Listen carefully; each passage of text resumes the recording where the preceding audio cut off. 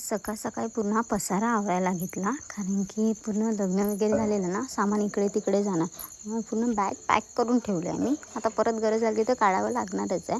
नंतर थोड्या वेळासाठी खाली गेली बस स्टॉपवर आणि आज नवीन पराक्रम असे केलेत की मी पेरूच्या झाडावर चढली आहे. मला असं वाटलं खाली बघून ठीक आहे मला जमेल, पण नथिंग पॉसिबल. ते खूप हार्ड होतं माझ्यासाठी. मी घाबरली 2 मिनिटासाठी आणि लगेच खाली उतरली. आणि नंतरला आईस्क्रीम वगैरे पप्पाला बोलले दुकानावरनं आण. तेच आम्ही खात होतो थोड्या वेळासाठी. आणि पप्पाने मला प्रेमाने आईस्क्रीम भरवलं, पण मी काय त्याला भरवलं नाही. मी एक नंबरची हावरी आहे. नंतरला आम्हाला पेरू पाहिजे होता आणि हा जो पेरू पाडतोय ना, असं तुम्ही कुठे पाडलात का पेरू ते पण सांगा. आणि ह्या चिंटुकल्याने हाताने पेरू फोडला. माझा हात मोडला असता. आणि जर ही व्हिडिओ बघत असेल तर ही नक्की मला शिव्या घालणार की बाई हिने हा पण व्हिडिओ टाकला आहे. तर आधीच सॉरी बोलूया.